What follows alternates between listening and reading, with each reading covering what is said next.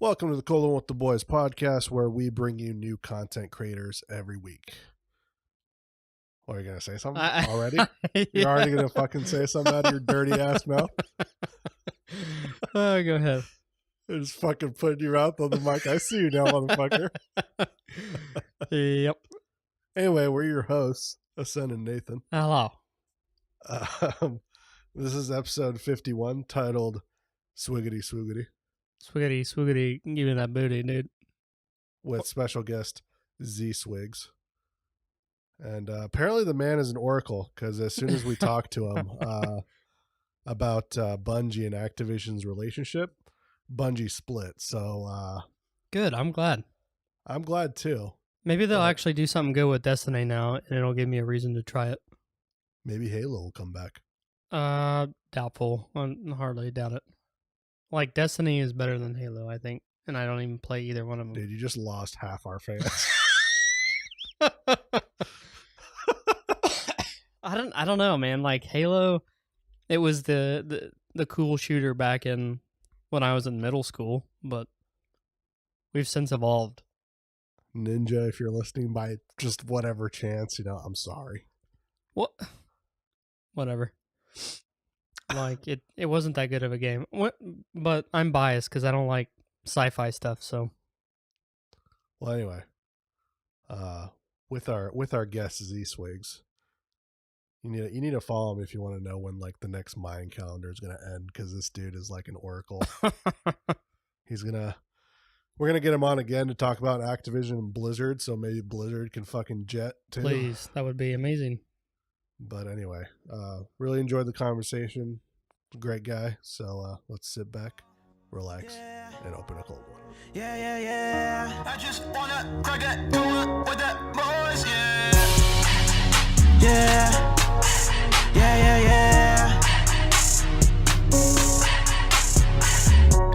No more baby mamas, no more kids to watch, cause I got babysitters. Now it's time for licking, come on, give it to me, cause it's my escape. Now it's time to annihilate, let my troubles all die away. I'm on a diet, Please do not try this, cause do not invite it. I'm dripping in gold called the Midas. This night I was excited, it got me reignited. I've been waiting so long I can't fight it, but now I'm Mike Tyson inside, I'm on fire. It ain't nothing like a true bro. Brotherhood worth more than a huge blow. With two hoes, two back full of new clothes. I don't know why. I should have just like told you to call in sick, and I was gonna do this one by myself. I mean, you could have. I feel like I normally don't sound like a fucking talking frog, but well, here's the thing. I don't know how you normally sound, so you sound great to me. well, I appreciate that, because like I woke up the other day. I was like, man, I sound like a man, and then I was like, wait, well, that What? came from because that's what my wife says. Whenever she gets sick, she's always like, I sound like a man. And so I woke up, I was like, dude, I sound like a man. I was like, well, I sound like a man. Work like a frog man is what I was looking for. So, Well, that's the only time. Well, I in was your about life. to say, if you're actually a woman, then you do sound pretty different. I don't want to make you self-conscious, but so you'll have to excuse me if I cough a few times during this episode. Maybe Genius Hands over here can edit it out, but we'll see. Genius hands. How come I don't have a cool nickname like that? Yeah, I don't. You do. I'm going to request my co-host on my podcast refers to me now as Genius Hands. Well, from now I on. have to come up with nice things to say, otherwise I get very rude very fast. Yeah, and for like people that aren't regular listeners, are like, Jesus Christ, these guys they just God, what are these hammer things? it, man. No, you. Okay, I got to stop asking you questions so we can actually start. Otherwise, we're going to have a show before a show. Oh, dude, this is the show. This is the show. Oh, bro. no, we're in and it? we already have a nickname for you. It's Swiggity Swoogity. Yeah, that's what nickname. Yeah, I'm Genius Hands. That is now my official title. I'm actually on Twitch.tv right now, changing my name Swiggity Swoogity, dude. to Swiggity Swoogity. What's the end of that? Yep. It's Swiggity Swoogity, give me that booty, isn't it? Something like that, yeah. exactly. Well, I think it's coming for that Oh. booty. Where did that come I don't from? like the more aggressive gimme that. I would like to at least, give me the warning before I show. But wasn't there a frog riding a unicycle at one point? I don't Something know. like that. All those memes eventually start with some type of animal riding some type of weird ancient device. You've got a rabbit on a penny farthing, and that's how a meme begins. Exactly. I don't know.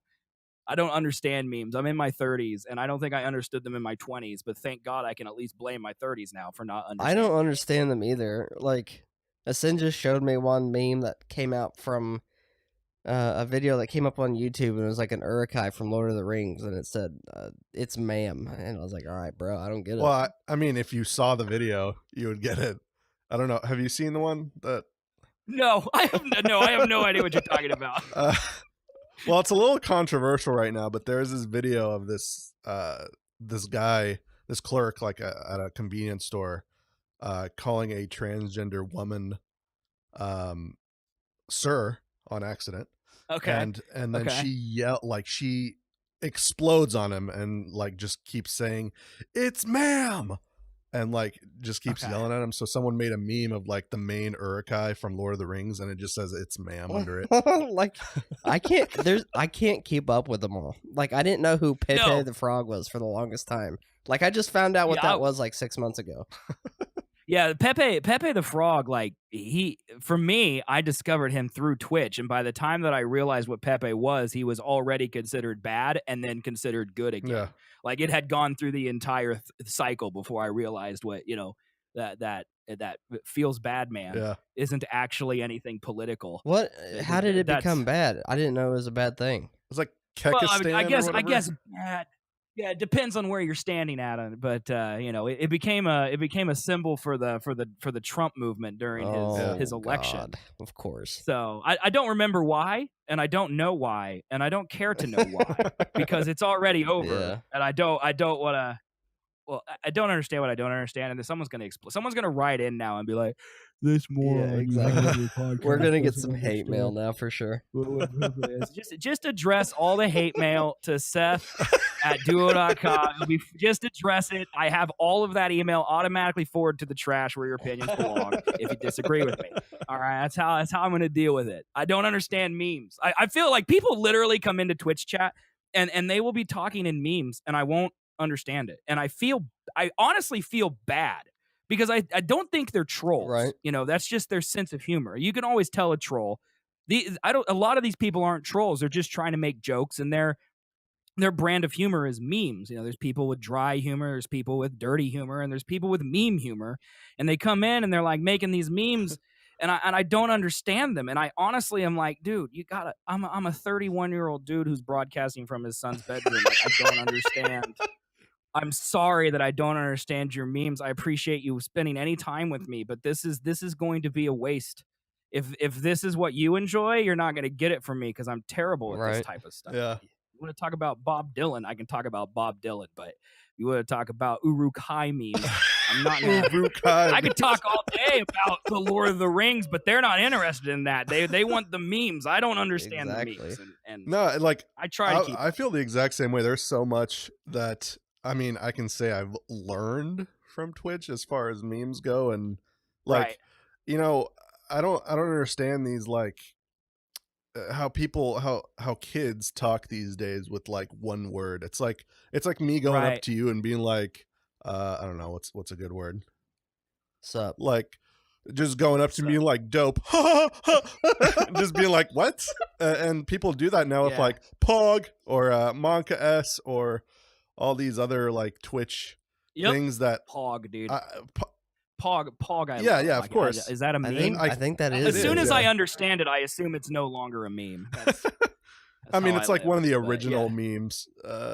Agree. It's been a yeah. Well, I mean, to me, I'm going to date myself, but I first realized just a little bit of background about my family. I am 8 years older than my next oldest sibling. Okay. So I think technically that makes me an only child, but Almost. I could tell you that my 3 youngest siblings, all the diapers that I changed and all the naps I had to supervise and all the summer babysitting jobs that I did unpaid, I was not an only child, no matter what a psychiatrist will tell you. But I know like they went through high school when I was already moved out. Like my youngest brother literally just graduated in June. So, and I'm 31. I've lived on my own nearly 15 years. And so it's kind of surreal to see like a brother who's really only 10 years older than my son.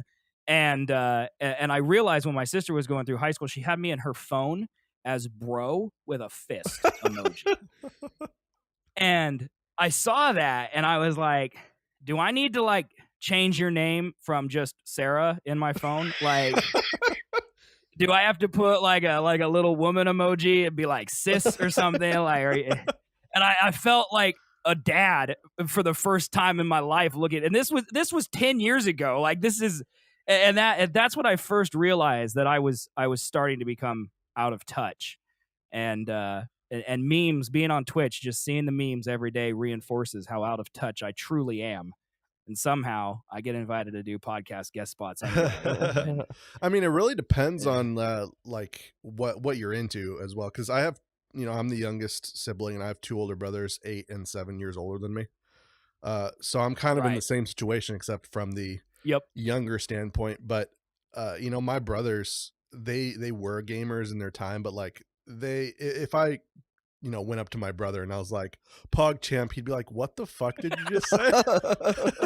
so it really, I don't know. It's just, it's just a generational thing. I'm older, but because I speak Twitch. I'm sure you guys speak Twitch too. I can't tell you how many times I'll be like with my family and someone will say something, I'll be like, lol. And everyone will look at me and be like, did you just say lol? And like, first of all, that's incorrect because to them it's LOL. It's not LUL. Yeah. But to me, it's lol. And I'll tell you how many times I'm just playing games off stream with friends who don't watch my Twitch stream, and I'll yell, "I can't believe that just happened, chat!" And who is chat? Are you streaming, bro? Exactly. It's like, no, I'm not. I yell chat now. I probably do it in my sleep. So it's weird because Twitch culture is different than I feel like there's 4chan, there's Twitch, there's Reddit. And then there's all the old people like on Facebook, and maybe Twitter has its own sphere too. But I feel like Twitter just kind of amalgamates a little bit of from everything. But there's definitely a Twitch culture, which is why I got into Twitch in the first place, because the chat there is so unique. Like it's like YouTube comments, but good, where you go there and you actually feel a little bit of a sense of community there where you don't on these other sites. It's kind of just you throw in your voice into the void. Like you leave a comment on Reddit, someone's going to read it, but no one's going to care. And so but it's weird to me that that Twitch kind of has these different audiences, these older 20-something audiences, and then everyone who subs to Ninja. And hey, that's not. Hey, it's funny as fuck though. Hey, what do you mean? Isn't that a fact? I thought that was a fact. That's what my chat. I'm pretty sure it is. Yeah, I think that's a fact. So it's interesting because it's not. It has its own memes. Like we're talking about how we don't know memes, but honestly, we might know more memes than memers do. Our memes just don't go anywhere outside of Twitch. Exactly. Yeah, probably. Yep. So I wanted to go back to the LOL and LUL. Yeah. Dude, I don't say it that much. I feel like if I said it that much, I would know. You kind of do, dude. I don't think so. You're just like lol. Yeah. And like I think, because this is what I imagine, LOL at this point, if it's not in caps, if it's just regular LOL, I'm like, reminds me of like 1998. Yeah, that's your rooms. Grandma who has LOL on her iPhone, but she doesn't know how to turn off caps lock. Yeah, that's how I look at it too. Yeah, and LUL, I always imagine, God, man, the meme on it's the emote on Twitch, the guy that passed away. Yeah, Total Biscuit. Total Biscuit. Yeah. I don't know why I couldn't think of his name. But that's what I imagine is that face. When someone says lol, I just imagine every time. And Nathan kind of looks like him, so it's like wow. Yeah. So it's just like it fits. Yeah, that's why I like Pog, because I just imagine the lips just floating there.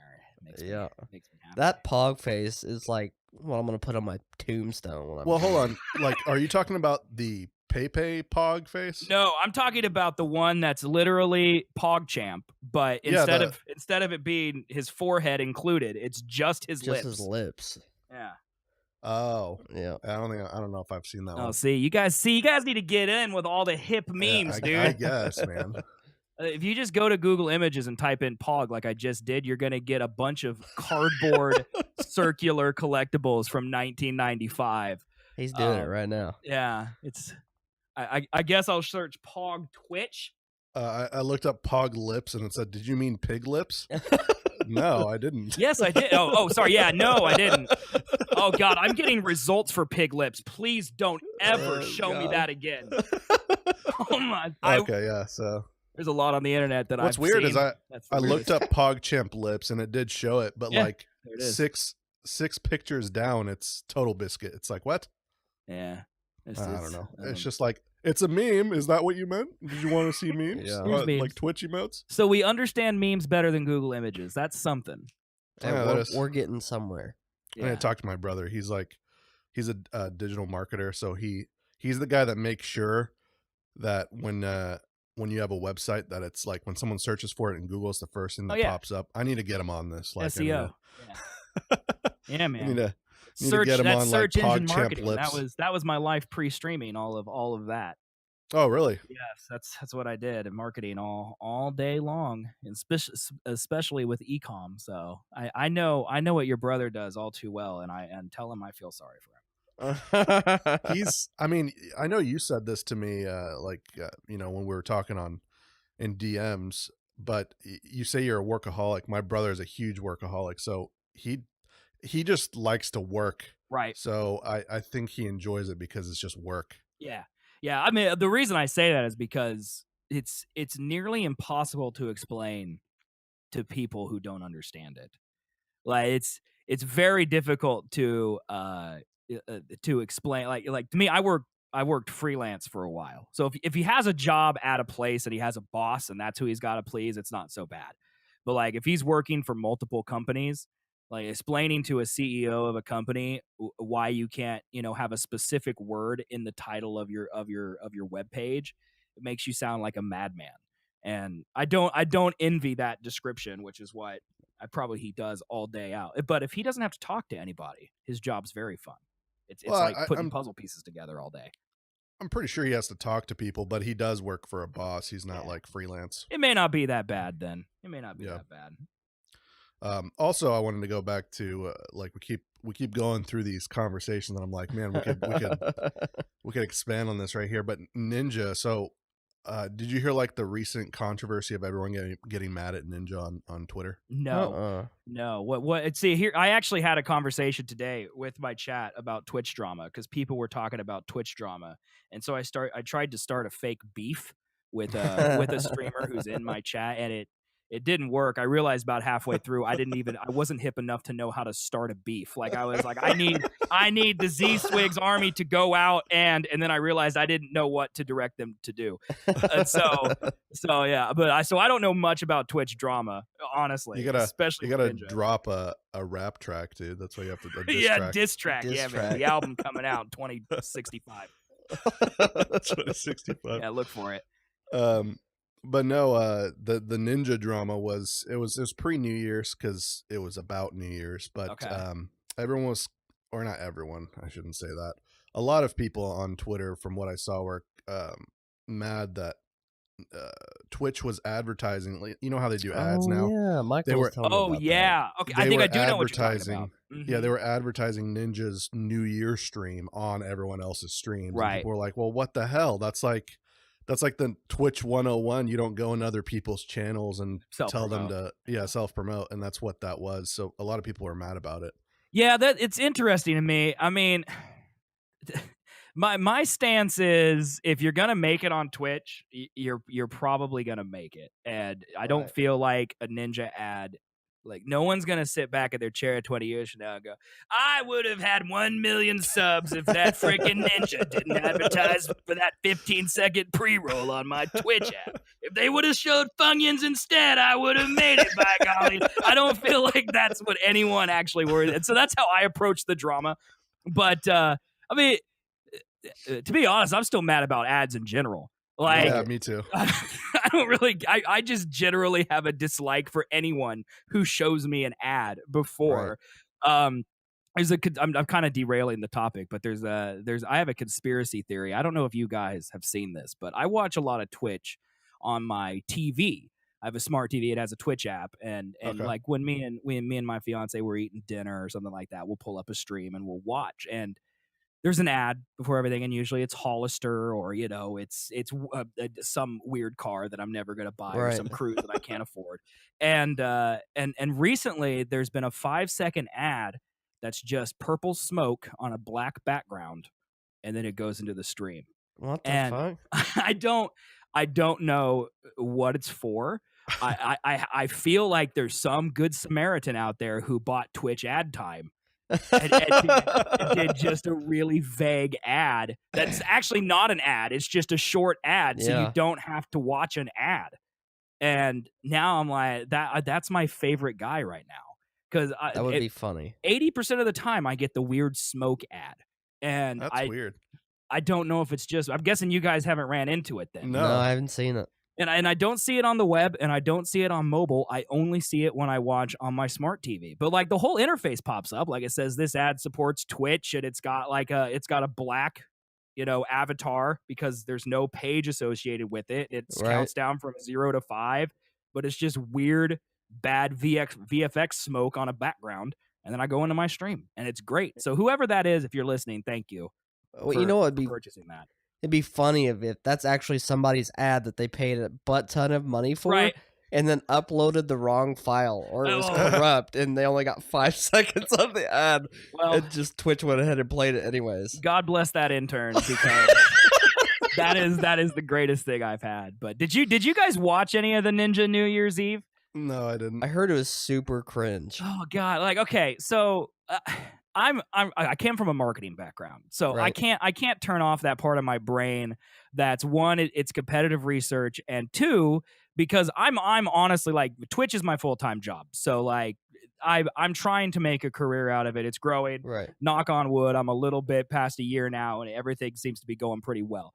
But I because of that, I like to think of Twitch as like, hey, it's where I work, and the rising tide raises all boats type of mentality. The more famous that Ninja gets, the better it is for me, even if it doesn't directly affect me. I could maybe one day I'll tell my mom that I'm a Twitch streamer, and she'll know what it means. Exactly. And so I watched it just out of a curiosity, and it's not as bad as you think it is, but at the same time, it's also just as bad as you think it is. Like, and honestly, it has nothing to do with Ninja. And we watched. So have you guys? I'm sure have seen like NBC's or ABC's New Year's stuff. Yeah. And like they're just as cringe as anything else. For sure. You just expect them to be, so you never really cringe. I've seen. What do you guys say? I'm gonna get letters, GIFs or GIFs. GIFs. I say GIFs. I say GIFs because it's correct. God, you're entitled to your incorrect opinion. It's GIFs. But I've seen GIFs of like Chrissy Teigen hitting her head on a clear umbrella. So I know that things happen, and but the production value is there, and that's what really upset me. And maybe I'm too nerdy, but I was watching the Ninja thing, which they obviously sunk a ton of money into. I mean, they advertised at the Game Awards.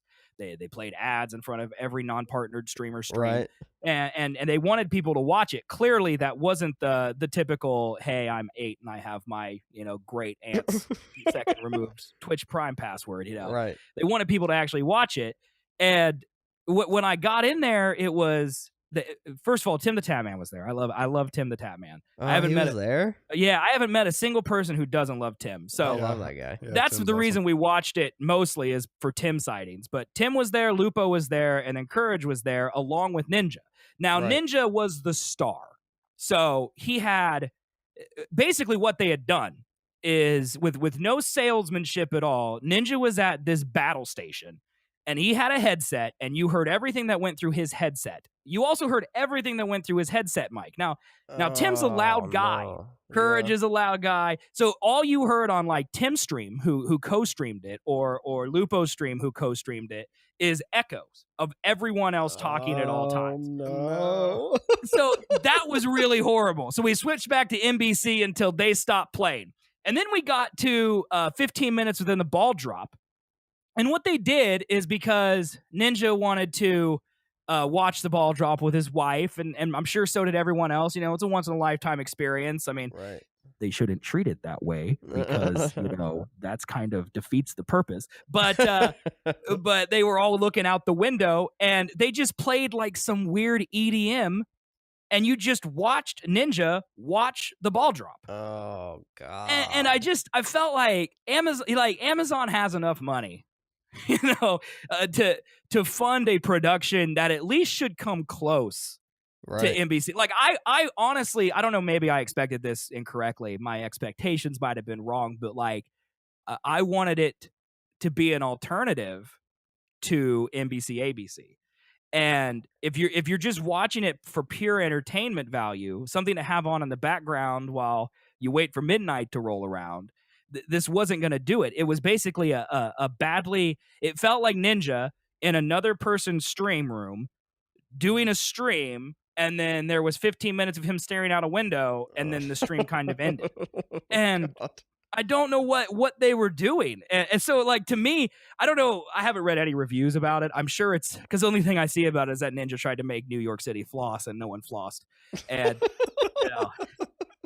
can't believe that happened, but that's all I read online. But I don't know. I don't know. Maybe if I don't hear from people, but you guys are on Twitch all the time. Like, I mean, it's interesting to me that no one really talks about if we want to be taken seriously from a career standpoint, then I feel like we gotta stop being treated as like people who are in their basement playing video games. Right. And the NYE, the New Year's Eve stuff.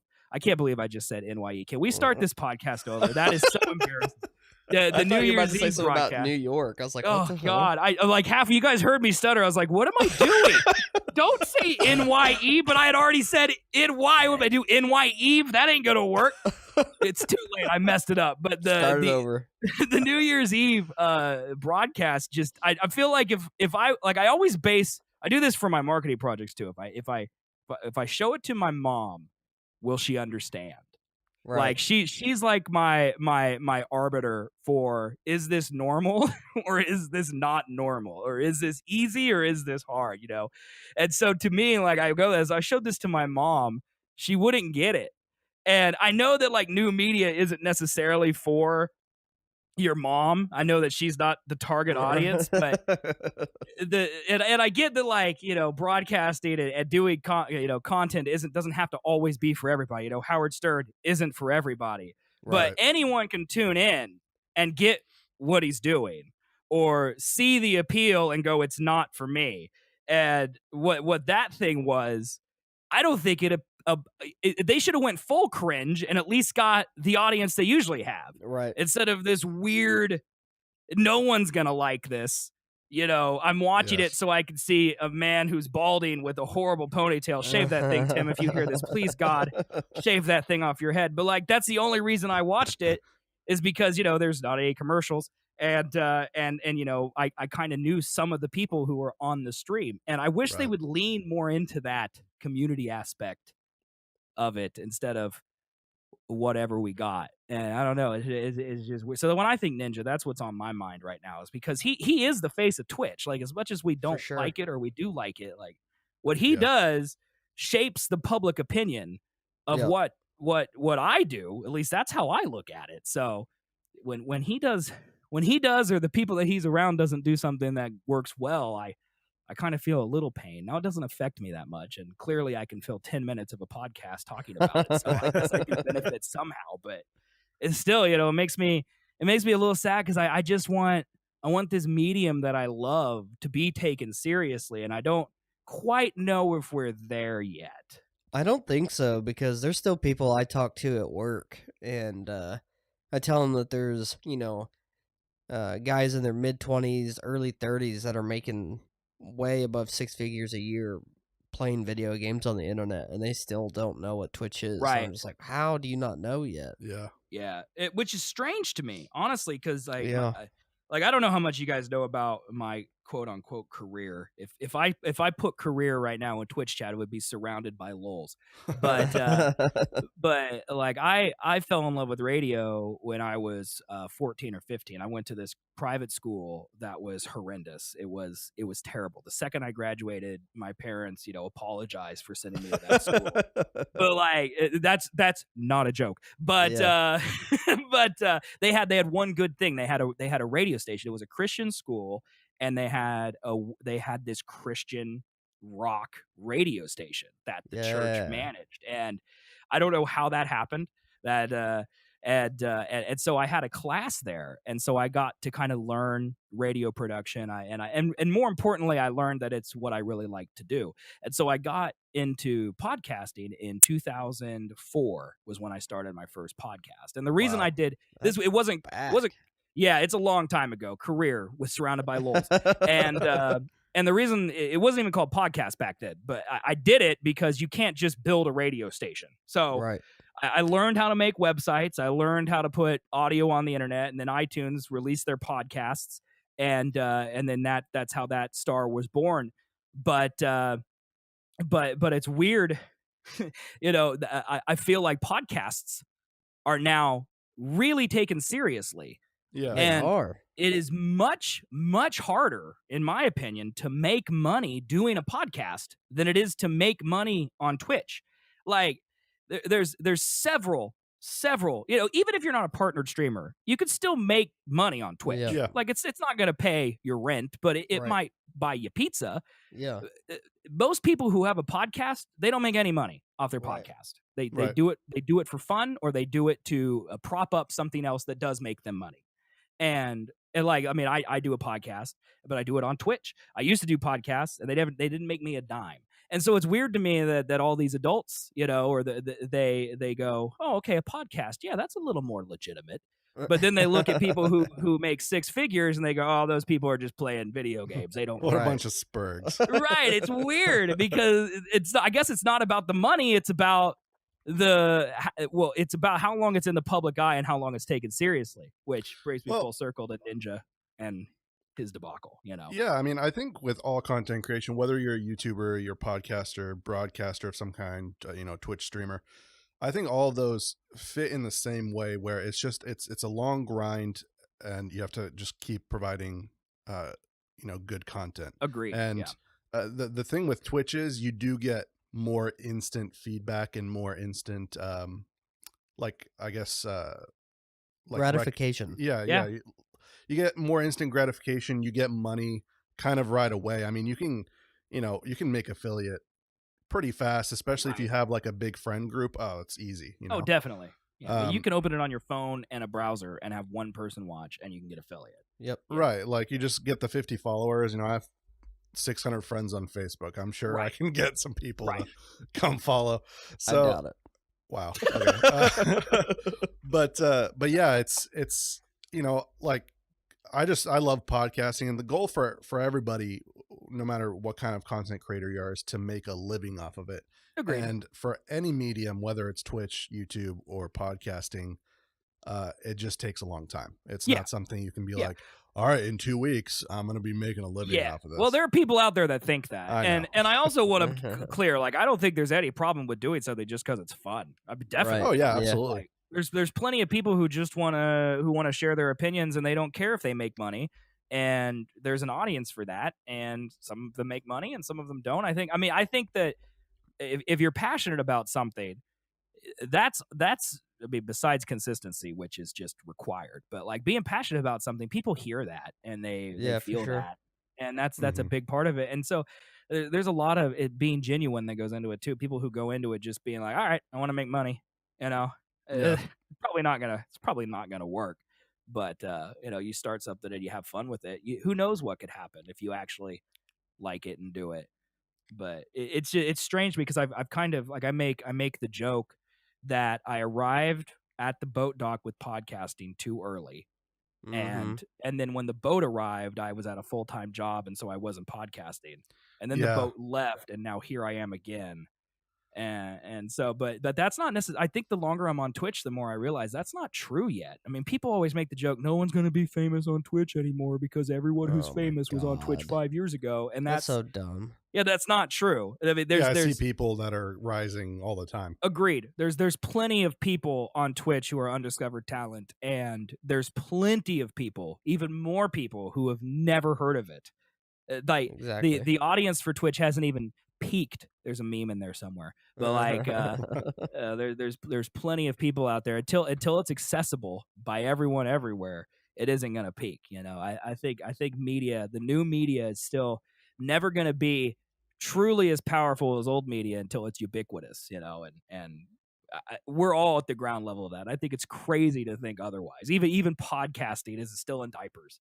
And I think it's crazy that people think otherwise. I agree. Like, I mean, podcasting is definitely, a lot more people are starting to make podcasts, and I think that's a good thing. I mean, it's going to get more, I guess, notoriety to the medium. But at the same time, I feel like podcasting it's not for necessarily the Twitch audience. Like a 14-year-old has no interest in sitting here and listening to anything we have to say at all. Well, they have interest in you. Don't the 14-year-olds like listen to like you touching your microphone lightly? Oh yeah, the ASMR. Yeah, I don't.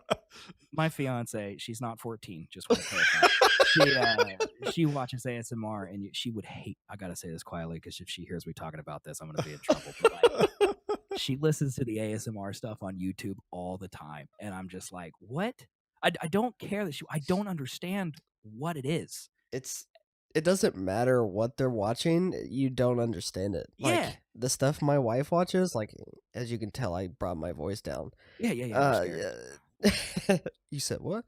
But she watches stuff like 90 Day Fiance, and I'm like, what are you watching? Like, why? I don't understand it. And Twitch, I think, kind of reaches some of that audience. Like, she follows a couple YouTubers on Twitch that, you know, like she watches one that does ASMR all day. Mm-hmm. And then she comes on to Twitch and she plays Overwatch, and like, so, you know, Chris loves that, and that makes sense. You know, it's a personality she likes offline. Now she can kind of participate with him online. That's cool, you know. But there's so many. It's not even the old people. I mean, I think that's the point, is that there's a very small subset of internet and tech savvy people who are or video game fans, which usually there's probably infinite overlap there, who really like Twitch. And if you think that Twitch has peaked, I don't think you know what you're talking about. There's no way. Right. But, you know, Ninja is to Twitch as Serial was to podcasting. And you have to think, when did Ninja just come to fame? Within what, the last 6-8 months maybe? Yeah, it was like early 2017, I think, because he hosted the ESPYs, and those are like what, in June, and it was right around that time. Yeah. And then he did the Drake thing, and then that. Well, the Drake thing was really last year, right? Yeah, it was I think it was like April or May of 2018, I think. Right, before. Did I say 17? Yeah, 17, but I think it was still last living year. in 2018. Yeah, me too.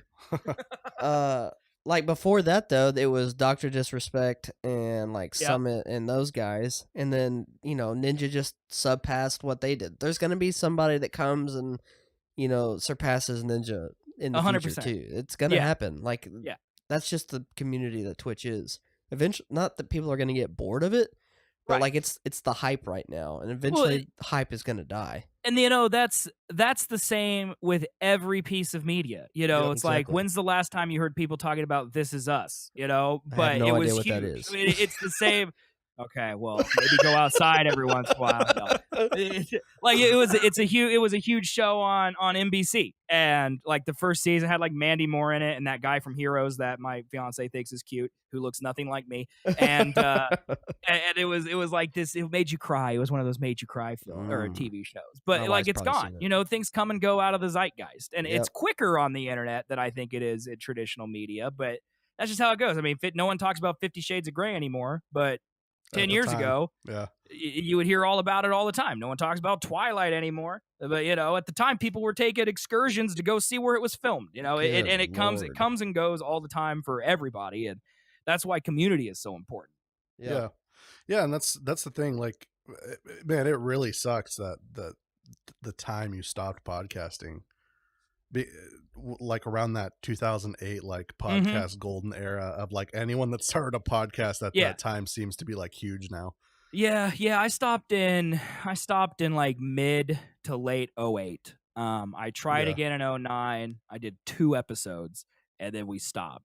Like I plan one day literally to write a book about how to make mistakes over and over again and never learn from them. The title's probably too long, but I think it fits with my mistake making mentality. So, but like it's crazy because I did all this stuff and I was young and I was angry, as I feel most teenagers are. Yep. And I live in Kansas. I don't know where you guys live, but Oklahoma, Kansas, we're right below you. Okay.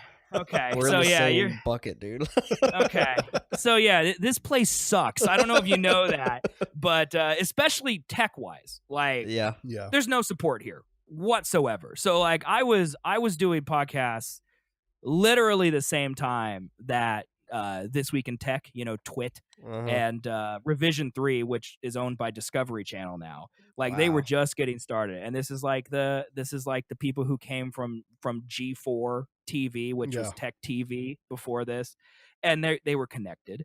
And I'll never forget, it was April of 2007, and Revision 3 secured $11 million in venture funding, and they were talking about how they were now going to do live streams and they were now going to build a studio. And I was doing that. Like our studio was, my best friend's mom's bedroom, but it looked good. And we were doing live streams to Ustream and all this stuff. And like, I was doing it on, my $30,000 a year full-time job. And I was making it work. And I had 8 podcasts. Like I that whole year, I would wake up 3 times a night because I would have to export, a 320 version for iPods, and then I have to export a 480 version for YouTube, and then for the really fancy web people, I exported a 720p version. And so I would have to set 3 alarms a night to wake up and start the next export because I had 8 shows, and I didn't have enough. I literally didn't have enough time in the day because back then, like this is the reason my setup's so janky is because everything was analog. And that's what I know. Like I had to rewatch the show because the only way to get it from a Super 8 tape was to play it into Final Cut Pro because digital video back then, unless you were Saturday Night Live, you couldn't go into a Best Buy and just buy a digital video camera. Right. Yeah. It did not exist. Like the fanciest thing you would get is like one of those cameras that recorded directly to a DVD. And like those were hot. Right. And good luck playing them nowadays. Sorry for all your memories. But like back then, that was the way it was. And so I think part of it was, looking back in hindsight, I think I was so angry that everybody was getting on the boat and I wasn't invited. And I felt like I should have been, gosh darn it. That like, I think I just kind of rage quit is what I did. And, but I tried again, in 2014, I tried again. And that one would have worked, but I was too greedy. And I thought because the quality was so good that people would pay for it. So I put everything behind a paywall. And we made some money. But then again, this is pre-serial days. Like people still didn't know what podcast was. And the name of my podcast network is stupid. You can't even spell it. And so I tried that again, and then I ended up moving back to my hometown, Wichita, where I live now, from 2.5 hours away. And so we kind of shut that down, and I said I'm retired, and that's how I lived for 2 years before I go. I could probably try out this streaming thing, and I just kind of accidentally fell into it because I never really planned on doing something full time again. And luckily, my best friend Colby, who I do my podcast with now, and I did back in 2008 with him. We started to do that because I got a PC that I could stream with, and I'm like, hey, let's, we both live in the same town now. We can have no expectations. Let's just hang out and let's do it for fun. And then it kind of started to pick up, and I kind of realized that I missed it and I loved it. It's so much fun. It is. And so then I started, well, I'll stream some games. So then I bought an Elgato, and I just kind of, like, people ask me, when was the first day I started streaming full time? And I'm like, October-ish. I don't remember. Yeah, well, it's whatever day it happened. I just kind of did, Yeah. but yeah, I mean, I've learned to be less bitter as I get older, and mostly that's because there are people out there who I've met in this 10 years of kind of floating around that are more talented than me by far, who have had less success than me by far. Mhm. And it's humbling to look at these people who, because I have to work 2 jobs at McDonald's, and I'm also at Taco Bell, and I just don't have time to record this stuff. And I'm like, dude, I used to love your stuff. He's like, I appreciate it, but I physically don't have the equipment. I don't have the time. Like this guy I thought was really talented. He just had a baby, and that's like taking up his entire time. Like life happens sometimes. So it does. I kind of learned to just to focus on what I can do, and not be too bitter about it. And that makes me, I think, a better person overall, in addition to just being better at my quote unquote job surrounded by lulz. And but yeah, it's like I could give you an entire history lesson of the ups and downs. And I was probably angry, but I could give you an entire history lesson on how podcasting came and went, because I was there before it was podcasting, and I guess technically I'm still there now, so I could tell you all about it. But you guys would be buy the book. It comes out right after the album in 2066. So. Buy the book. Yeah, Dude, I'm sure I could co-write it with you and get a few chapters in of the mistakes of life. Yeah, it's fun. It's fun. But learning through hard knocks is the best way. I found the people that really try and really fail and then try again, they have the most interesting stuff to say. It's the only way to actually remember is agreed. If you fail doing it. Somebody could tell me the right way to do something, but unless I do it wrong and find out it's the wrong way, I'm not going to remember. That's how life goes. The stuff you want to forget is the stuff you'll remember forever. Exactly. And you always want to forget your failures, so you'll remember those forever, and so will my fiance. Yeah, I mean, I know when we started this podcast, I can say early on, we definitely set some unrealistic expectations for ourselves, and then we kind of got hit in the face like, that's not how this is. This isn't what you thought. And I mean, we love doing the podcast, and now we got humbled on what it's actually like, and now we don't have expectations other than our own personal like goals that we want to hit, but that's, as long as you're enjoying what you're doing, I mean, that's just go for it. So tell me a little bit about what you guys actually do. I mean, I probably should have asked this off air, but whatever. We've got 10 minutes left now, so it's over. But like, I know you guys do the APM network, and I know Zaretta, I know Kid Cisco, and I know they're both streamers on the thing. But like, yes, you are highly recommended by both of them. Yeah, I don't understand that, but I appreciate it. But like, and I've listened to a couple episodes. I listened to those episodes in particular, Yeah. And I'm kind of, because if what fascinates me is that you guys are in Oklahoma. Like, I just found that out, that Kid lives in Oklahoma. Yeah. And I'm like, are you telling me that he's 3 hours south of here? Because I honestly believe people still ride around on horses. Like, I live here, and I go outside, and I'm like, that guy has a Jeep. That's incredible. And it blows my mind that anyone tries to do something tech related or what I consider to be kind of in the future.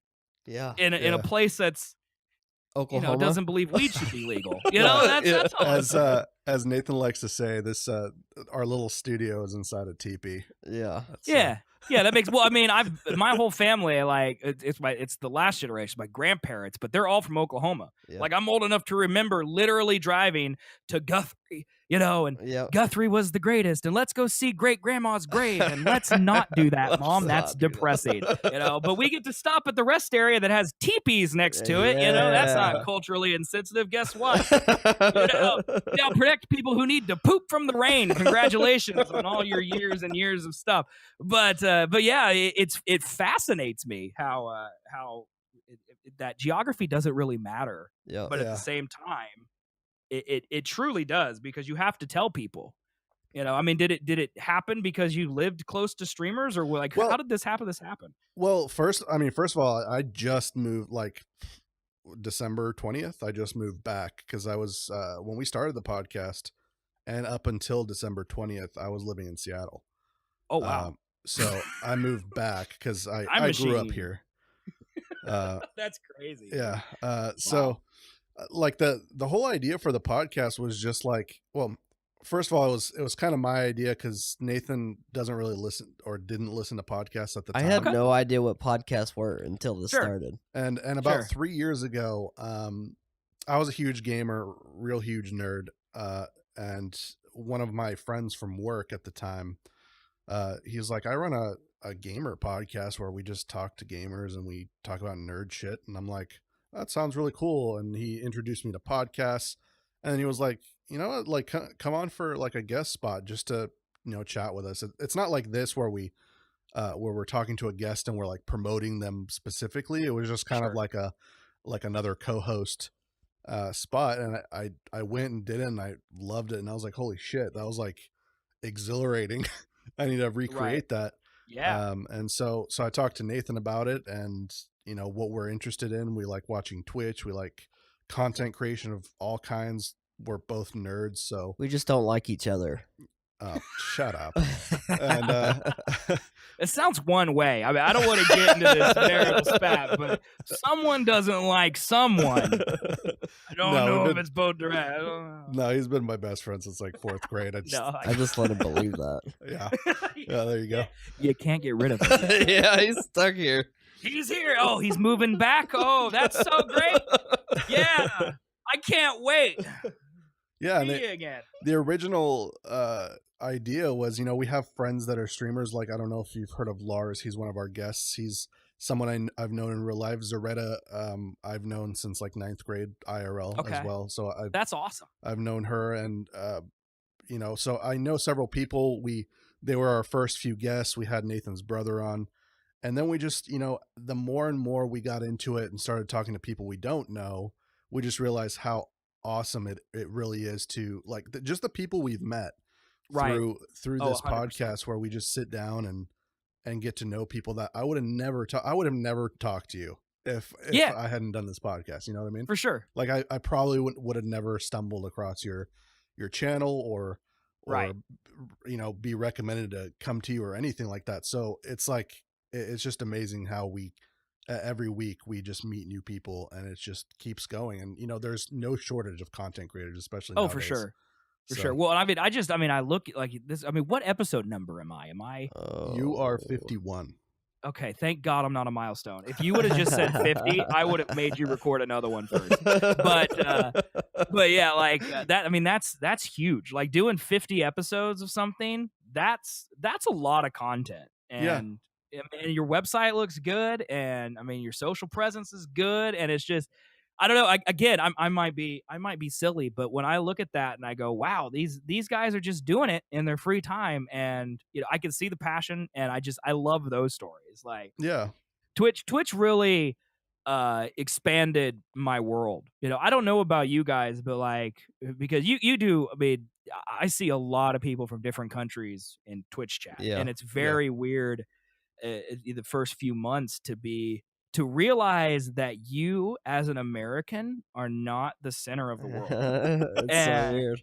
It's very strange, you know, and I see myself like having conversations with family or friends, and they have an opinion, and I'm like, you know, like I'll give you an example. Like on Christmas Eve, we were driving out to my parents because we were going to open presents. It was me and my fiance Chris and my son Aaron, who was 9. And we were talking about, you know, I probably made some stupid dad joke about Santa and Cole. And my son goes, you know, back when I believed Santa was real, blah, blah, blah, blah, blah. I stopped listening at that point because I didn't realize that he knew that Santa was no longer real. And so, but I immediately, because, you know, I'm the cool dad. I told him a story about how I have a great mod who's from Barcelona, Spain. And they don't do Santa at all. Like they do the 3 kings. They do the 3 wise men, and they have Christmas, and they have Christmas Eve just like we have it, and they have New Year's, and they have New Year's just like we have it. But then they have another holiday called 3 Kings, and they don't really do Santa Claus. He doesn't come down your chimney. He doesn't give you presents, you know. And it's very strange. Like all of a sudden when I learned that, I was like, wow, the world is at the same time much smaller, but it's way bigger than I thought it was, you know. And all these weird little traditions that we have, you kind of look at them through a different lens than you used to. And I love that. That is if I could tell you something that surprised me the most about starting to become a Twitch streamer, that would be number one on the hit list. Is it's people's cultures are so different than your own. And it's not a negative thing. It's a positive thing to kind of have your horizons expanded that way. Yeah. And I think that's really cool. But yeah, my son doesn't believe in Santa. I don't know who told him. I guess, I mean, is 9 old enough? I don't know. Dude, they have the internet. They can find out at this anything point. these days. Yeah. I mean, honestly, I'm just happy with my son talking. I can't, dudes, this is too personal. I'm going to tell you. Okay? I share this with my chat. It makes me sad. My son asks me at least once a month when I'm going to stream Fortnite. Oh, God. I believe it's because he wants to go to his school. And I need you guys to tell me that this is not true. That's why I'm telling you. But I believe he's going to his school and he wants to be like, my dad is a streamer for a living. He's a Fortnite streamer is what he's wanting to tell but him. he's not doing it because they'd go, what does he play? And he goes, he plays Overwatch. You know? What's that? And then they would... and then they would Omega Lol out the room, and my son would be a pariah, you know? Yeah. And I don't... my chat lies to me and says, no, you know, he just wants you to play a game he likes. And I'm like, no, he's disappointed in me. He's mad that I play games that aren't Fortnite. He wants me to be Ninja. Yep. You know? Whatever. That's what it is. Man, I don't know what their whole attachment to that game is. I don't get the kids' interest in it. No. It's the dancing. It has to be the dancing. The cartoons dancing. He does them all. Yeah, I know. Yeah, I went to with my girlfriend. We went to her little sister. She has a really little sister that is in like 3rd grade, and we went to her like Christmas concert thing. And while we were waiting for all the kids to like get up on stage, and we were all just waiting, there was this group of like 4th grade boys, like 6 of them, that were doing Fortnite dances, and I was like, oh my, this is the demographic right here. Yeah. I went to his Halloween party, and they did like the Monster Mash and stuff like that. But then at the last 30 seconds, like the last verse of the song, they could dance however they wanted to. Like it was fully choreographed, right, until all of this stuff. And then the last 20 seconds, it was literally all Fortnite dances. Everyone was doing the floss. People, like, there was a kid who did the Orange Justice better than the original kid. God. And I was blown away because, like, I can't even do like the Carlton without throwing out my hip. Like, these kids are doing this amazing dancing, and I'm actually impressed by it. But yeah, dude, like my kid, I said, what do you want for Christmas? And he said, I want a Switch gift card so I can buy Fortnite skins. Oh. Okay. So I got him a $60 gift card for Switch, and you know what? He bought Dead Cells and he bought Fortnite skins. And you know, I think 50% ratio is pretty good. Yeah. You know, if he's playing Dead Cells, I must have done something. I hear that game's good. Yeah. But you know, it's they love the Fortnite, and I don't know. That was the most old man sentence. Yeah. They love the Fortnite. They do. Fortnite. They love the Fortnite, man. It's. I played it in October of 2017 because I'm a true hipster, and I came in 2nd place. And I said, "That's as good as I'm ever gonna do."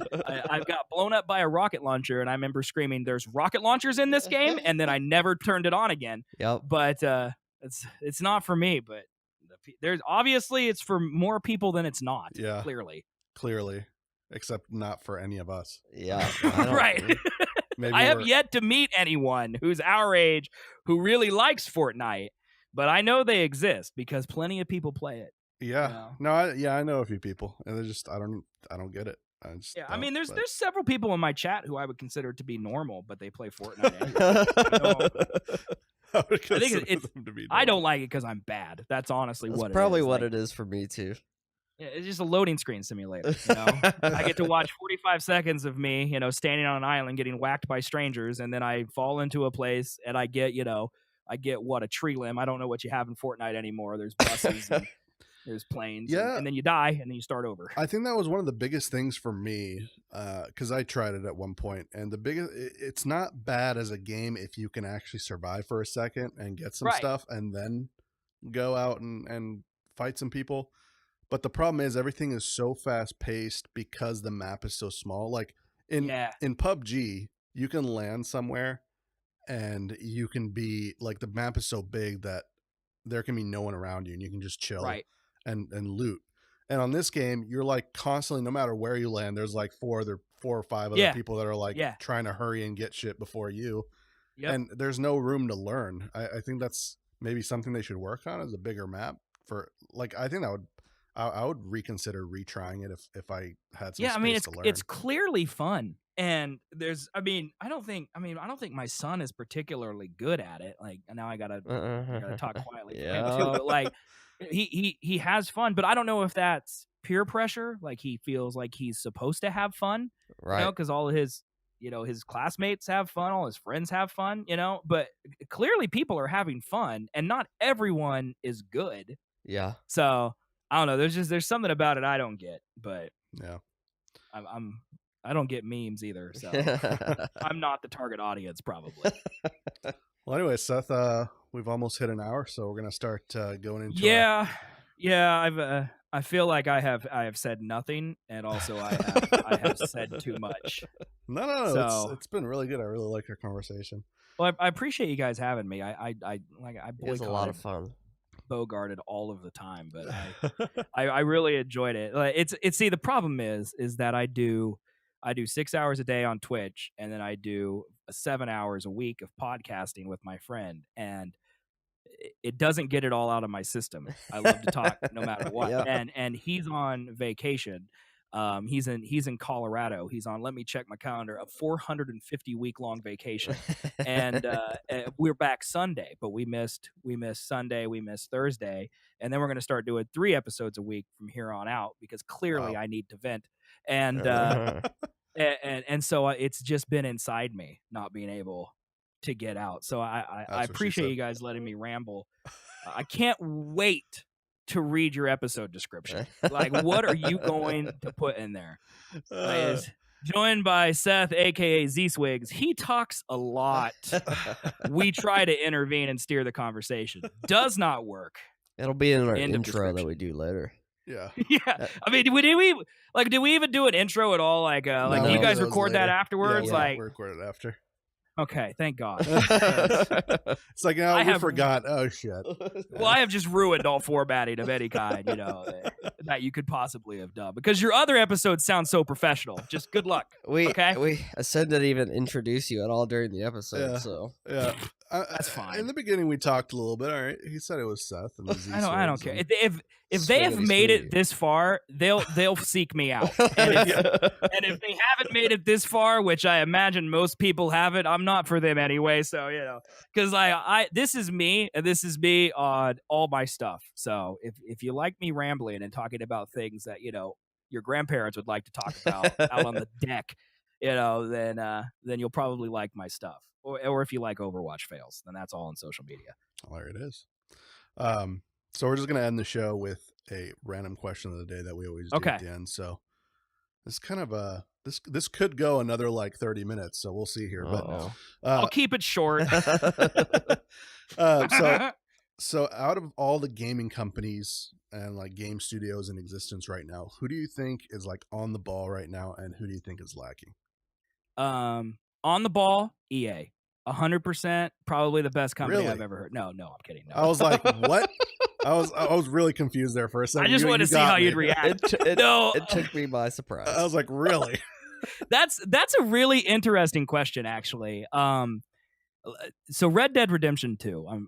Have you guys played it? No, unfortunately. Okay, I've seen a lot of it played, but yeah, I'm not going to spoil it. So did you guys play Red Dead 1? I did, yeah. Yes. Okay. Have you ever played any Grand Theft Autos? Because they're basically the same game. Yeah. And like Rockstar has this formula, which is, and like again, I'm not going to spoil Red Dead 2. So if you haven't played, don't worry, I'm not going to spoil anything. All right. Rockstar has this formula where it's like, hey, guy in a life of crime. And he does a lot of crime-related activities that involve murdering lots and lots of people. And then you do the next quest where the guy in the life of crime gets betrayed, or someone shows up from his past, and then at the end of the thing, someone you care about dies, or your main character dies, or someone, that you were close to ends up killing your main character. It could be a combination, and it's very formulaic. Mm-hmm. And to me, it felt old-fashioned. So when Red Dead Redemption 2 came out, I think the biggest question mark for me was, how are they going to in a post Last of Us world where narrative is king, and you know, like, I mean, there's still plenty of games out there that are gameplay based, and to me, those are completely separate. Like, there's two types of games. You get games that are a video game as a novel that have gameplay elements, but really what you're doing is you want to see what happens to the characters that you're living with. And then you have, you know, the more arcade style games that are just gameplay focused. Right. And then there's a mix of the two. But to me, I was really curious because Red Dead, and Grand Theft Auto to an extent, but Red Dead 1 especially was so narrative driven. Yeah. Like, people loved playing John Marston and doing the stuff that John Marston do. And even though they named a character Seth, and he was a gravedigger who stole bodies, I'll never forgive Rockstar for doing that, even though they have no idea who I am, and I know it had nothing to do with me. I still feel like it's a slight to the name.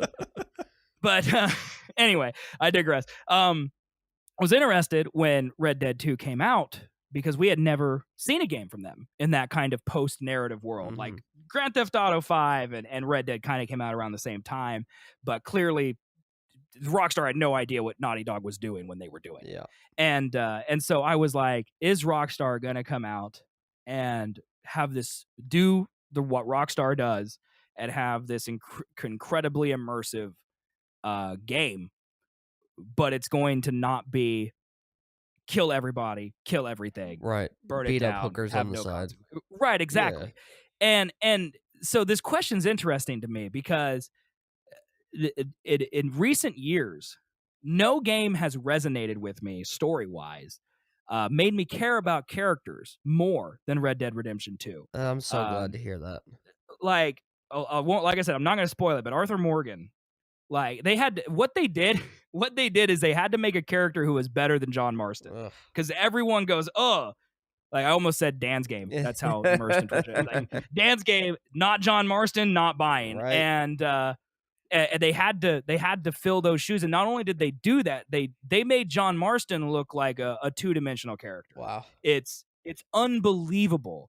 Without spoiling anything, just the pacing of especially the final few acts of the game, where you start off kind of slow and trudging through the snow, and the world slowly opens up, and it feels kind of boring. And if you can make it through those first 15 hours, you learn everyone's name, and you learn everyone in your camp what they like and what they dislike and what their personalities are. And it really makes you feel a part of that world more than any video game has ever done. So by the end of the game, when whatever happens, you feel it more than you would even for a game like The Last of Us, which I think was masterful and kind of dragging you along.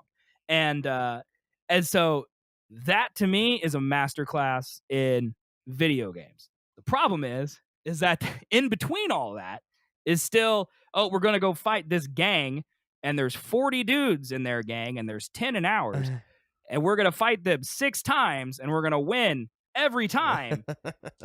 But the police are still on our heels, even though we could clearly take out the entirety of the U.S. government's police force with as many people as we've killed in this game. And so it's weird to me to see a company like Rockstar that doesn't change their formula at all, but still can make probably what is game of the year. And so that's kind of a non-answer. But to me, like, that's the one that sticks in my mind as the best game I've played recently is Red Dead Redemption 2, but it has honestly nothing to do with the gameplay of the game, which is fun. Yeah. It's fun. It just doesn't feel like it's in place. So maybe I say that because what I want is Rockstar to do to the game mechanics what they did for storytelling and really push the narrative far, because then there's other games that are really fun. Like, I played Assassin's Creed Odyssey, and that game's a lot of fun.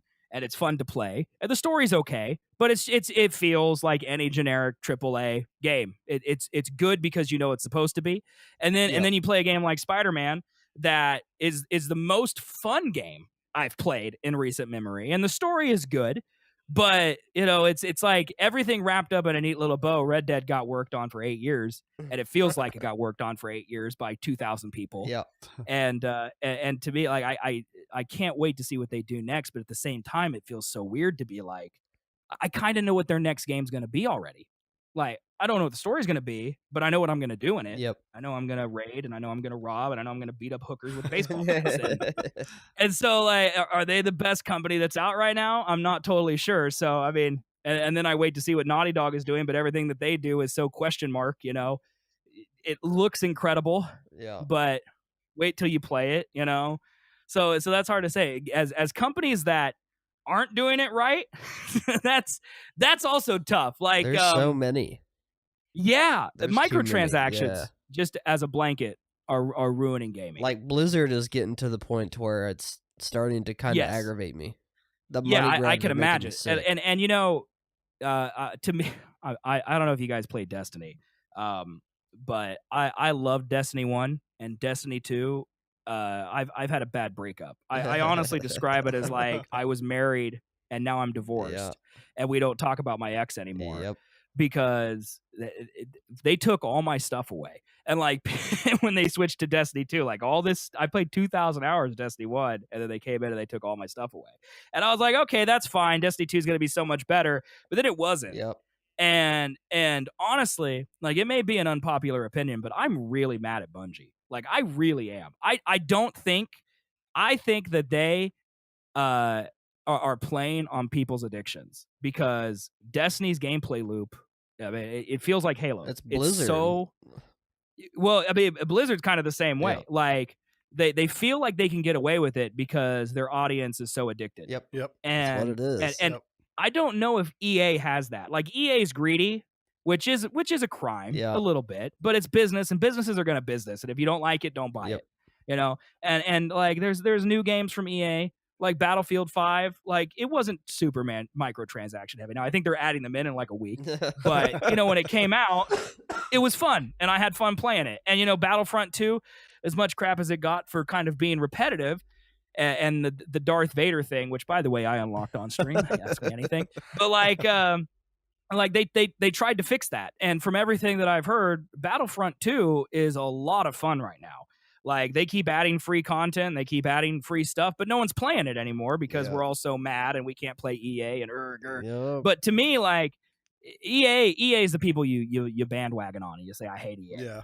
But what you really hate is microtransactions. And I think the people who are preying the most on microtransactions is Activision. 100%. It's Blizzard, and it's Bungie, and it's Call of Duty, and they have figured out. I mean, we talked about this on my podcast. We had a story once about algorithms and how they would literally place you in games with people who had cosmetics that you didn't have.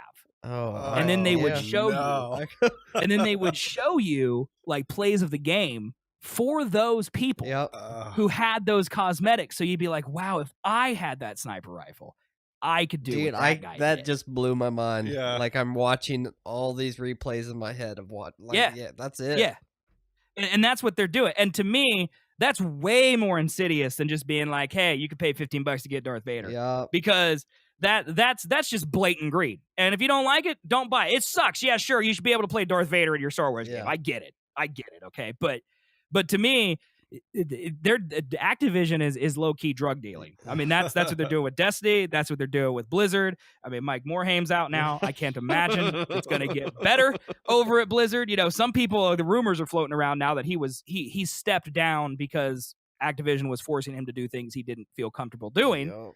And you know, he was CEO. There is no CEO anymore at Blizzard. It's a president. And like, I don't want to get conspiracy theory on you, but if you know how corporate structures work, if you're a president, you report to a CEO. So the fact that there is no more CEO of Blizzard means that Blizzard now reports directly to Activision, period, on a corporate structure.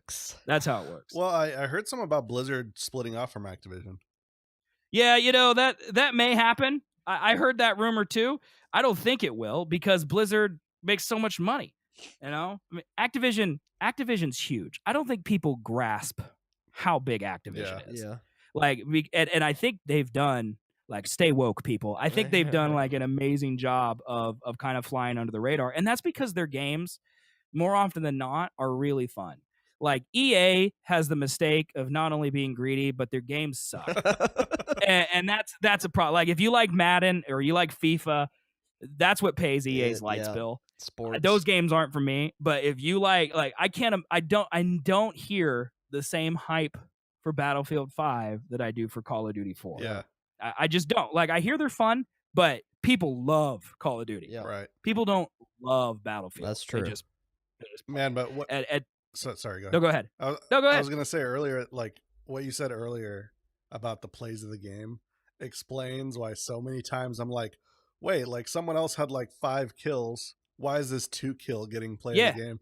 That makes much more sense to me now. Yeah, it was probably a year ago. It may be less than that, but it's a long time ago because they filed a patent, and basically that's what it was they had figured out a way to matchmake not only based on skill or connection, because we know those things don't work anyway, but like they literally matchmake based on loot. And so if this guy has cosmetics that you and you got to remember, like, they have all of your gamer ID, that's your footprint. Yeah. Like, people talk about Facebook being in everything. Like, if you use your gamer tag or your PSN in Call of Duty 3, they know everything you do at Call of Duty 4. Yep. That you did in Call of Duty 3 across the entire franchise. Like, and it's huge. So everything that like Spyro doesn't have microtransactions, but let's say that I bought a purple pair of pants for Spyro. Right. Activision owns that game. They know I bought a purple pair of pants for Spyro. So in Call of Duty, they could theoretically show me a purple pair of pants hoping that I you bought. would buy it. Right. And they would, not only would they show it to me, they would put a guy in my game who was good, who had a purple pair of pants. They'd put him on my team. So I have a positive experience with the guy who's wearing the purple pants, because you don't want to get killed by the guy with the purple pants, because then you'll yell and you'll get mad. He's on your team and he carries your team to victory, and their matchmaking algorithm is patented, and that's how it works.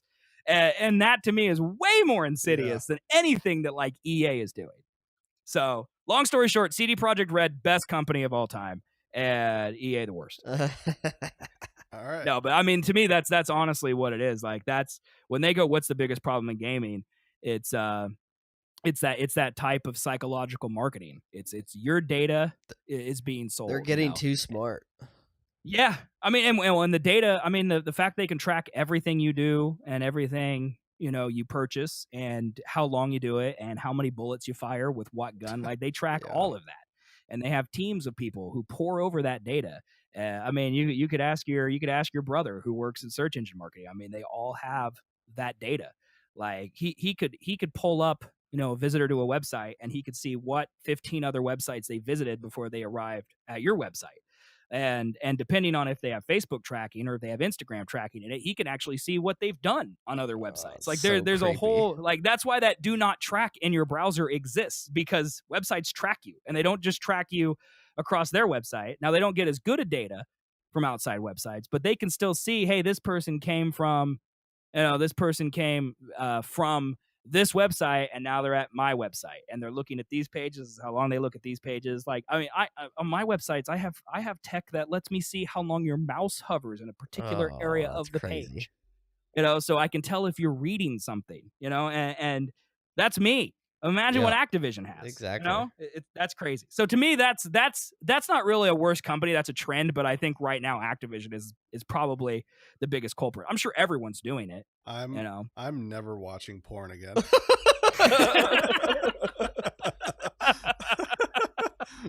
Now you got to live your life. You got to embrace it. That's what I say. I wave to the CIA guy every time. Like, hey, how you doing, dude? You ready to party? We're gonna watch some weird stuff today. Get ready.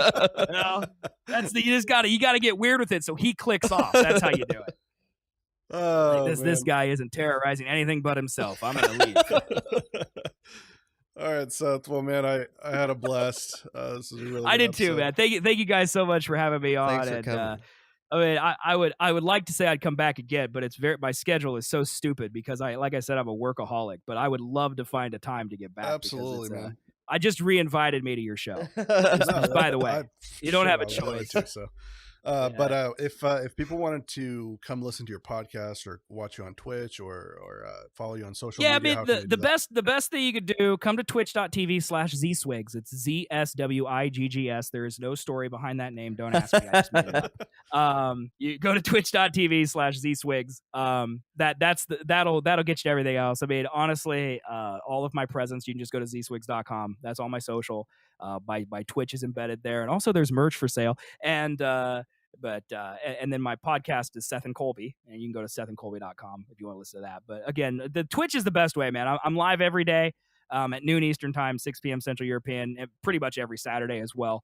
And the only reason I'm not live on Sundays is because I'm doing my podcast then. So if you want to come say hi, I would love to meet you, and come say hello and tell me you made it 10 minutes or more into this podcast. I will be shocked. Like, these guys are great, but oh my God, have I been talking.